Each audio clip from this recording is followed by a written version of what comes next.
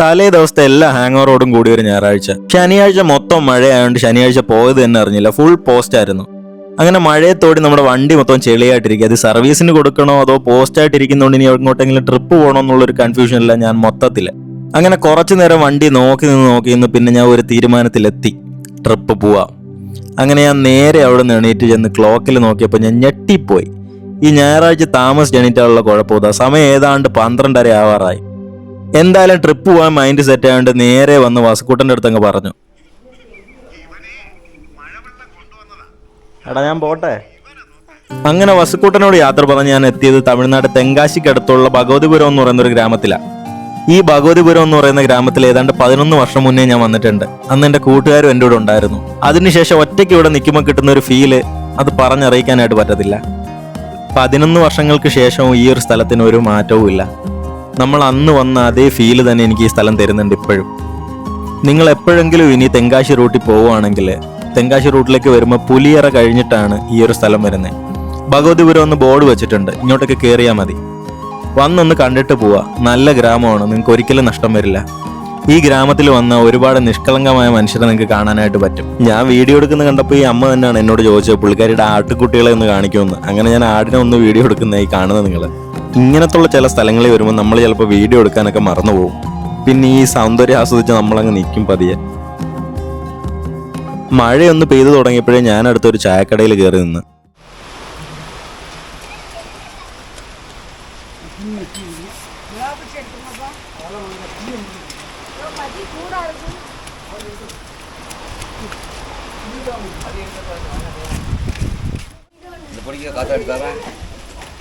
ஒரு காத்தாடிக்கு ஒரு முட்டாய் சரியா?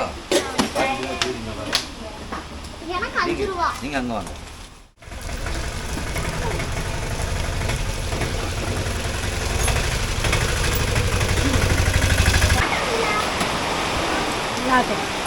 മഴ കൊള്ളാതെ കയറി എന്നെങ്കിലും ചേച്ചി ചായ അടിക്കുന്നുണ്ടപ്പോൾ എനിക്കൊരു ചായ കുടിക്കണമെന്ന് തോന്നി. എങ്ങനെയുണ്ടെന്ന് നോക്കണമല്ലോ ഈ തമിഴ്നാട്ടിലെ ചായ. നല്ല ചായ ആയിരുന്നു. ചായ കുടിയും കഴിഞ്ഞ് നമ്മൾ എത്തിയത് ഭഗവതിപുരം റെയിൽവേ സ്റ്റേഷനിലാണ്. ഇവിടുത്തെ ഹൈലൈറ്റ് എന്ന് പറയുന്ന ഈ റെയിൽവേ സ്റ്റേഷനും ഇതിന്റെ ഒരു ആംബിയൻസുമാണ്. ഇതിനുള്ളിലേക്ക് കയറുന്ന ഞാൻ ഭയങ്കര എക്സൈറ്റഡ് ആയിട്ടാ 11 വർഷങ്ങൾക്ക് ശേഷം. പക്ഷെ ഇതിനുള്ളിൽ കയറിയപ്പോൾ ഞാൻ ടോട്ടലി ഡിസപ്പോയിന്റ് ആയിപ്പോയി. One of the most beautiful railway സ്റ്റേഷനിൽ ഒന്നായ ഭഗവതിപുരം ഇപ്പോൾ ടോട്ടലി മാറിയിരിക്കുന്നു. കാര്യം ടോട്ടൽ ഡെവലപ്മെന്റ്സ്. ഞങ്ങൾ പണ്ട് വരുമ്പോൾ ഇങ്ങനെ ആയിരുന്നില്ല. ഈ ഒരു എന്താ പറയുക, ഈ ഒരു റെയിൽവേ സ്റ്റേഷൻ ഇങ്ങനെ ആയിരുന്നില്ല. ടോട്ടൽ പച്ചപ്പ് പുതച്ച് ചുറ്റും ആ 2 സൈഡിലും മരങ്ങൾ നിങ്ങൾക്ക് കാണാൻ പറ്റുമായിരുന്നു. ഇപ്പോൾ ഈ ചെയർ പോലും പുതുക്കി പണിഞ്ഞ് ഭയങ്കര ഫുൾ ഡെവലപ്ഡ് ആയി ഇവിടെ. പക്ഷേ ഡെവലപ്പായപ്പോൾ നഷ്ടപ്പെട്ടത് അതിൻ്റെ ഒരു ബ്യൂട്ടിയും ആ ഒരു നേച്ചറും ഒക്കെയാണ്. ഈ റെയിൽവേ സ്റ്റേഷന് ചുറ്റും നോക്കിക്കഴിഞ്ഞാൽ നിങ്ങൾക്ക് മലനിരകൾ കാണാനായിട്ട് പറ്റും.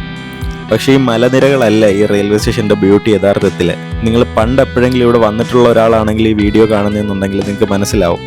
ഇങ്ങനെ ഇരുന്നതല്ല ഭഗവതിപുരം റെയിൽവേ സ്റ്റേഷൻ. ഇതിൻ്റെ ഓൾഡ് ഫോട്ടോ ഞാൻ ഈ വീഡിയോയിൽ ആഡ് ചെയ്യുന്നുണ്ട്. ഇതാ ഈ ഒരു സ്ഥലം കണ്ടോ, ഇങ്ങനെ ഇരുന്നതാണ് ഈ ഒരു സ്ഥലം. ഇതിലും ബ്യൂട്ടിഫുൾ ആയിരുന്നു. മഴയത്തൊക്കെ നിങ്ങൾ വരണം, നല്ല ഭംഗിയാണ് കാണാൻ. പക്ഷെ ഇപ്പോൾ അതെല്ലാം ആ മരങ്ങളെല്ലാം വെട്ടി. എനിക്ക് തോന്നുന്നു സേഫ്റ്റിയുടെ ഭാഗമായിട്ടായിരിക്കണം. ഇതാ ഈ ഒരു സ്ഥലം കണ്ടോ, ഇതുപോലെ ഇരുന്നതാ. ഇതിലും ഒരുപാട് നല്ല തിക്കായിട്ടിരുന്നതാ.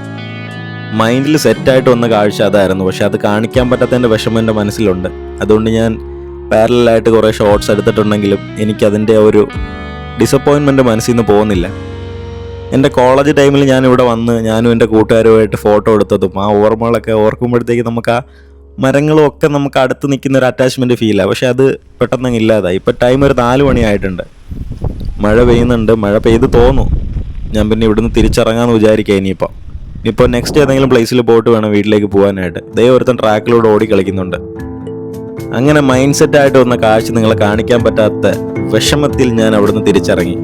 ഇതേ നമ്മളെ പയ്യൻ വെളിയിലിരുന്ന് മഴ തന്നെയാണ് മൊത്തത്തിൽ. ഇനി ഇവനുമായിട്ട് വേണം തിരുമലക്കോവിലോട്ട് പോയി വിസിറ്റ് ചെയ്യാനായിട്ട്.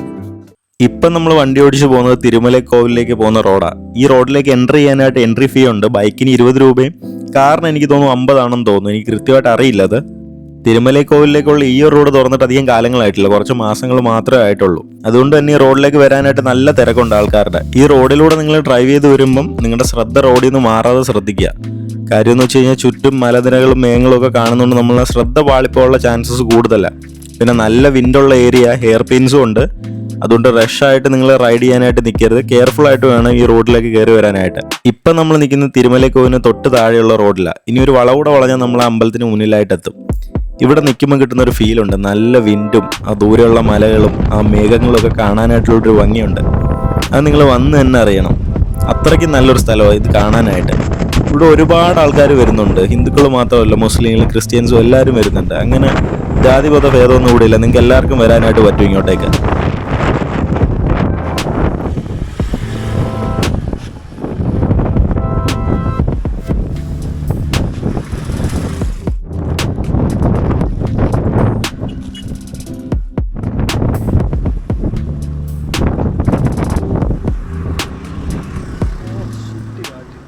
നമ്മളങ്ങനെ അമ്പലത്തിന് തൊട്ട് താഴെ എത്തി. ഇവിടെ ഇനി ബൈക്ക് പാർക്ക് ചെയ്തിട്ട് വേണം അങ്ങോട്ടേക്ക് നടന്നു പോകാനായിട്ട്. ഞായറാഴ്ച ആയതുകൊണ്ട് തന്നെ നല്ല തിരക്കുണ്ട്. നല്ല തിരക്കെന്ന് വെച്ചാൽ നല്ല തിരക്ക്.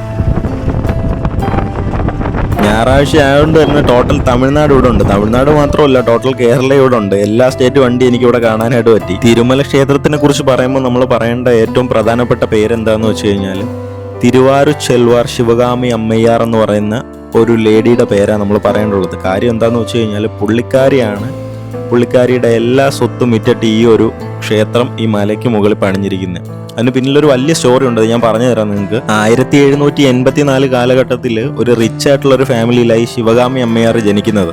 പുള്ളിക്കാരി വലിയൊരു മുരുകഭക്തയായിരുന്നു. വർഷങ്ങൾക്ക് ശേഷം പുള്ളിക്കാരി കനകമുത്തു എന്ന് പറയുന്ന ഒരു കൃഷിക്കാരനെയാണ് വിവാഹം കഴിച്ചത്. വിവാഹശേഷം കുട്ടികളൊന്നും ഇല്ലാതിരുന്ന ശിവകാമി അമ്മയാറും കനകമുത്തുവും ഒരു ദിവസം തന്റെ ഗ്രാമത്തിൽ വന്ന് ഒരു മുസ്ലിം പ്രീസ്റ്റ് ആയിട്ടുള്ള വലാർ മസ്താനോട് തങ്ങളുടെ സങ്കടം അറിയിക്കുന്നു. അങ്ങനെ വലാർ മസ്താനാണ് ശിവകാമി അമ്മയാരോടും കനകമുത്തുവിനോടും പറയുന്നത് ആ ഒരു ഹിൽ ടോപ്പിൽ പോയി നിങ്ങളുടെ ഫാമിലി ഗോഡായിട്ടുള്ള തിരുമല മുരുകനോട് പ്രാർത്ഥിക്കാനായിട്ട്. അങ്ങനെ പ്രാർത്ഥിക്കുന്ന ശിവകാമി അമ്മയാരുടെ സ്വപ്നത്തിലേക്ക് മുരുകൻ ഒരു കുട്ടിയായിട്ട് വരികയും മുരുകൻ അവരോട് ഈ മലയ്ക്ക് മുകളിൽ ഒരു ക്ഷേത്രം പണിയാനായിട്ട് ആവശ്യപ്പെടുകയാണ് ചെയ്യുന്നത്. അങ്ങനെ ഈ ക്ഷേത്രം പണിഞ്ഞെന്നാണ് ഐതിഹ്യം പറയുന്നത്. ഇവിടെ ശിവകാമി അമ്മയാറിനെ കുറിച്ച് പറയാനാണെങ്കിൽ ഒരുപാട് കാര്യങ്ങൾ പറയേണ്ടി വരും. ഈ വീഡിയോ ചിലപ്പോൾ തികയാതെ വരും അവർ ചെയ്ത നല്ല കാര്യങ്ങളെ കുറിച്ച് പറയാനാണെങ്കിൽ. ശിവകാമി അമ്മയാർ മരിക്കുമ്പോൾ പുള്ളിക്കാരിക്ക് 70 വയസ്സായിരുന്നു പ്രായം. മൊത്തം സ്വത്തും വിറ്റിട്ടാണ് ഈ ഒരു ക്ഷേത്രം പണിഞ്ഞിരിക്കുന്നത്. എന്നാ ഒരു സ്റ്റോറി ആയില്ലേ.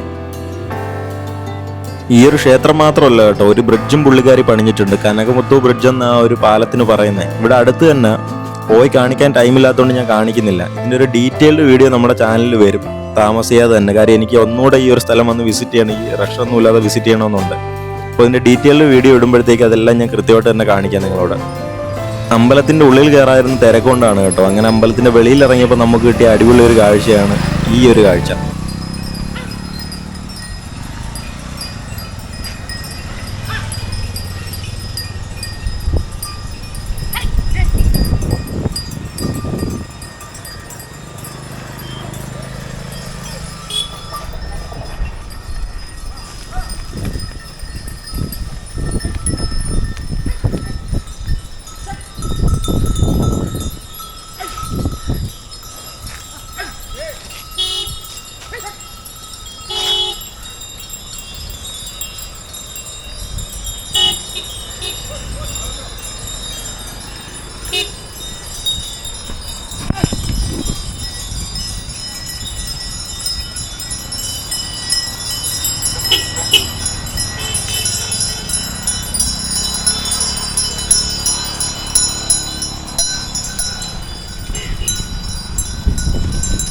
തിരുമലക്കോവിലിൽ നിന്ന് ഇറങ്ങിയിട്ട് നമ്മൾ പോയത് നേരെ കാറ്റാടിപ്പാടം കാണാനായിട്ടാണ്. പക്ഷേ ടൈം കഴിഞ്ഞു പോയതുകൊണ്ട് നമ്മൾ ഉള്ളിലേക്ക് കയറ്റി വിട്ടില്ല.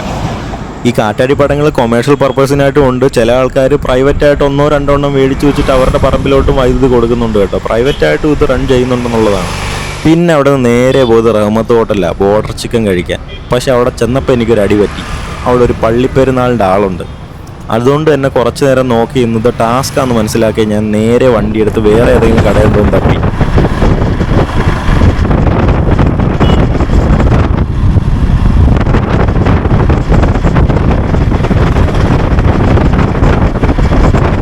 അങ്ങനെ വണ്ടി ഓടിച്ചോടിച്ച് നമ്മളെത്തിയത് കൊല്ലം തമിഴ്നാട് ബോർഡറിന് ഇടയ്ക്കുള്ള ഒരു കുഞ്ഞു കടയിലാണ്. ചെന്നപ്പോൾ തന്നെ ബീഫ് ഫ്രൈ ചോദിച്ചപ്പോൾ ചേട്ടൻ ബീഫ് കറിയെ കൊണ്ടു തന്ന അപ്പം തന്നെ പണിവാളി.